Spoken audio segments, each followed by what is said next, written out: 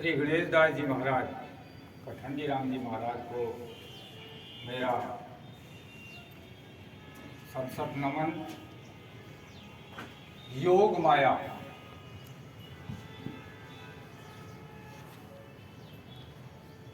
योग शब्द का शाब्दिक अर्थ हम यदि समझें तो मिलन, एक जगह होना। हमारी इन आंखों से हमें जो भी दिखाई दे रहा है,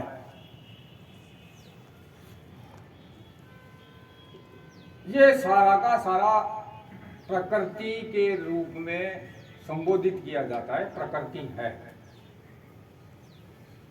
गीता व उपनिषदों में इसको अपरा प्रकृति कह करके संबोधित किया गया है। अपरा प्रकृति जो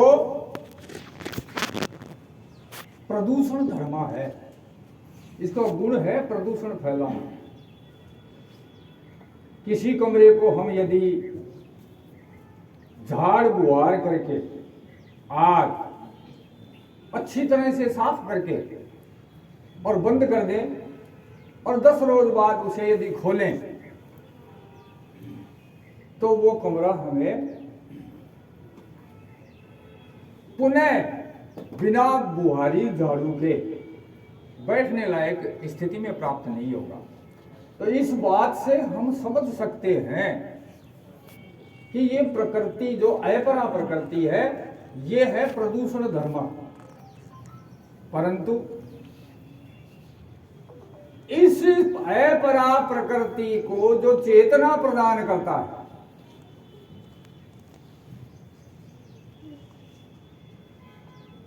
वो चेतना प्रदान करने वाली ताकत क्या है?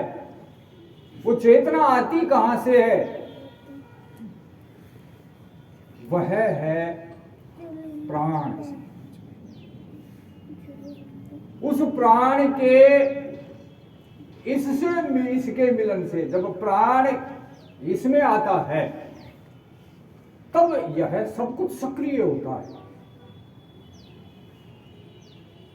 इससे पहले सब कुछ जड़ है, पर प्राण के आते ही, प्राण के इसमें मिलते ही और ये सक्रिय हो जाती है, क्रियाशील हो जाती है, सब कुछ हो जाता है। वो प्राण निर्मल है, जिसे उपनिषद में और गीता में स्पष्ट रूप से परा प्रकृति कह करके संबोधित किया गया है। मन, बुद्धि, अहंकार, ये सारी की सारी चीजें इस अपरा प्रकृति का हिस्सा है।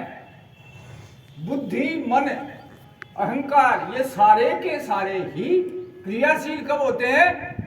जब उन्हें प्राण के द्वारा चेतना प्राप्त होती है। इन दोनों का जो सम्मिलित रूप है वही योग माया है। मूल प्रकृति जिसको कहा गया है, मेरे पूर्वज आदिकाल से इसी मूल प्रकृति के उपासक रहे हैं। हमारे यहां पश्चिमी राजस्थान में अपभ्रंश होकर के जोग माया हो गया। बाकी के राजस्थान में से जोग माया शब्द भी गायब हो गया, और जिंदा है तो वो जिसे मारवाड़ कहते हैं, पश्चिमी राजस्थान है, वो जोग माया के रूप में आज भी वो शब्द जिंदा है। वो इस बात का द्योतक है कि मेरे पूर्वज आदिकाल से इसके उपासक रहे हैं।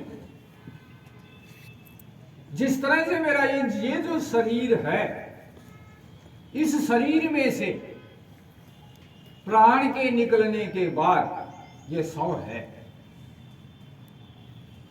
किसी काम का नहीं है ये शरीर। उसी तरह से दिखने वाली जो है ये प्रकृति हमारी आंखों से दिख रही है, यह भी बिना प्राण के संयोग के प्राण विहीन मेरे शरीर की भांति है। इसमें विस्तृत अध्ययन करने पर बहुत सारी बातें समझ में आती हैं।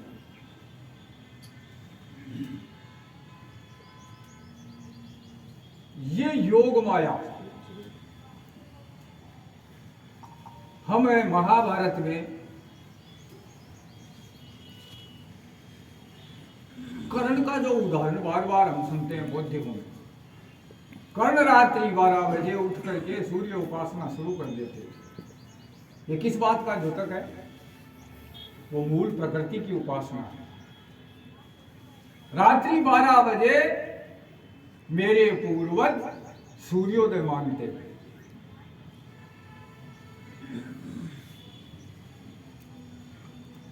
भगवान कृष्ण वो ब्रह्म इस धरती पर अवतरित होता है किसी विशेष कार्य के संपादन हेतु। वो आए और उनका जो प्रथम पुत्र था प्रद्युम्न, उसका हरण हो गया। पता नहीं कृष्ण को कहां गया। अपांतरतमा जिन्हें वेदव्यास कहते हैं, उन कृष्ण के लिए कह रहे हैं इस ब्रह्मांड में क्लिष्ट कर्म जो भी है उसको करने में भी कृष्ण सक्षम है। और उन्हें कृष्ण को ये समझ में नहीं आया कि मेरा नवजात जो पुत्र है वो कहां चला गया। तब वो उन्हीं योग माया की प्रार्थना करते हैं, स्तुति करते हैं। हे मां, आप इस जगत में जो भी कुछ है करने में सक्षम है। मेरा पुत्र कहां चला गया, मेरे कोई समझ में नहीं आ रहा है आपकी लीलाओं को। मेरा जैसा व्यक्ति नहीं समझ पा रहा है तो साधारण बुद्धि वाला मनुष्य कैसे समझ सकता है। मैं ये समझता हूं कि आपकी ही ये कोई लीला का हिस्सा है। मुझे सांत्वना प्रदान करें। मेरी पत्नी जिसने इस पुत्र को प्रसव किया है वो शोक के अथाह सागर में डूबी हुई है। मेरे से उसका दुख देखा नहीं जा रहा है। वो कृष्ण भी इस योग माया का सहारा लेकर के इस पार्थिव जगत में जो भी आया है, जिसने ये शरीर धारण किया है, वो योग माया की कृपा के बिना आगे नहीं बढ़ सकता। बिना योग माया की कृपा के हम अपने कदम आगे नहीं बढ़ा सकते। इसीलिए उन ब्रह्म को भी ये शरीर धारण करना पड़ा। गुणों को धारण करने से शरीर प्राप्त होता है। उनका कुछ हिस्सा, ब्रह्म का कुछ हिस्सा शरीर धारण करने के लिए, गुणों को धारण करने के लिए इस प्रकृति में परावर्तित हुआ और प्रकृति का हिस्सा उन्होंने कुछ अपने में लिया। तो इस योग माया से वो इस योग माया के समकक्ष नहीं रह सके हो। इसीलिए कृष्ण को समझने के लिए योग माया की प्रार्थना करके, उनकी स्तुति करके उनका सहारा लेना पड़ा। और तब योग माया उन्हें समझाती है और तुम्हारा पुत्र कहाँ है, किस तरह से वो तुम्हें तुमसे आके मिलेगा। तो ये हमारे यहाँ प्राचीन काल से मेरे पूर्वजों की जो जन्म जीवन प्रणाली है, यदि हम उस जीवन प्रणाली को देखें, जीवन जीने के तरीके की तरफ यदि हम दृष्टिपात करें, जितने भी श्रेष्ठ पुरुष जिन्हें महामानव कहकर के आज की दुनिया पुकारती है, इसी प्रकृति के सानिध्य में रह करके और उन्होंने वो कीर्तिमान स्थापित किए हैं आज लोग अचंभित रहते हैं, क्या ऐसे भी हो सकता है? ऐसा करने वाले लोग भी पैदा हुए हैं इस धरती पे। राम जी ने 14 वर्ष का वनवास का इसी प्रकृति के सानिध्य में बिताया हुआ। पांडवों ने अपने 12 वर्ष का वनवास काल इसी प्रकृति के सानिध्य में बिताया। गौतम बुद्ध ने संपूर्ण वैभव, ऐश्वर्य और सुख को ठोकर मार करके और इस प्रकृति की गोद को चुना, और आज संपूर्ण जगत में महामानव के रूप में पूजे जा रहे हैं। महावीर स्वामी ने तो अपने तन पर तार भी नहीं रखा, पूरी तरह से अपने आप को इस प्रकृति देवी को सौंप दिया। इसी तरह से हम भरतरी जी महाराज का उदाहरण लें, सब कुछ छोड़ छाड़ करके और इस पूरी तरह से इस प्रकृति देवी के ही होकर रहे, और आज वो भी महामानव के रूप में पूजे जा रहे हैं।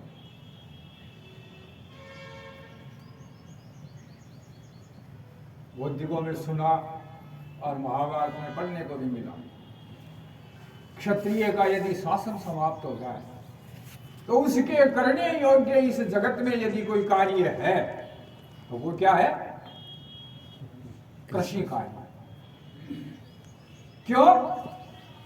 कृषि कार्य करते हुए वो प्रकृति के अत्यधिक सानिध्य में रहता है, और उस प्रकृति के सानिध्य से उसकी जो एनर्जी है, उसकी जो ऊर्जा है, वो उसी तरह से बनी रहती है, कभी भी उठ खड़ा हो सकता है।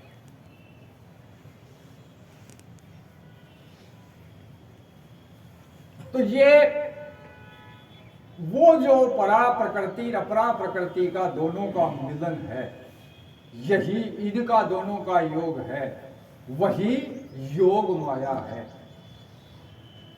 ये जो सब कुछ दिख रहा है उस योग माया का शरीर है। ये नदी नाले पहाड़ नक्षत्र जो भी कुछ है वो उसका शरीर है, और उसको चेतना जो प्रदान करता है वो प्राण। प्राण कहां से आता है? सूर्य से।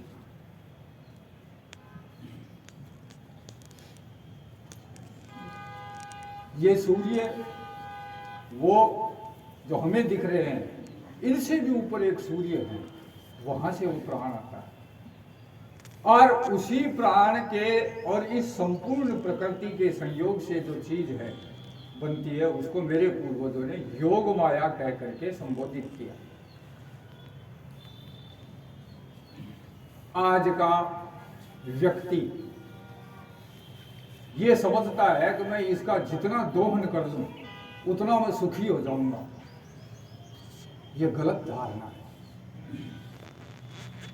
जितना ये दोहन होता जा रहा है उतना ही जबरदस्त प्रदूषण फैलता जा रहा है। एक रोज ऐसा होगा आदमी को सांस लेना दुर्बल हो जाएगा। प्रकृति बिना वजह की छेड़छाड़ को सहन नहीं करती। जितनी आवश्यकता है उतना लो, पर जितना लिया है उतना तुम वापस लौटाओ। मेरे पूर्वजों ने इस बात का विशेष ध्यान रखा। प्रत्येक कुल को, प्रत्येक खाप को, इस प्रकृति को यथावत रूप से बनी रह सके जिम्मेदारियां सौंपी। हमारे यहां कुल वृक्ष कहे जाते हैं। इस वृक्ष की रक्षा का जिम्मा फलाने कुल का है। इस वृक्ष की रक्षा का जिम्मा फलाने कुल का है, जिससे हम जितना इस प्रकृति से लेते हैं वो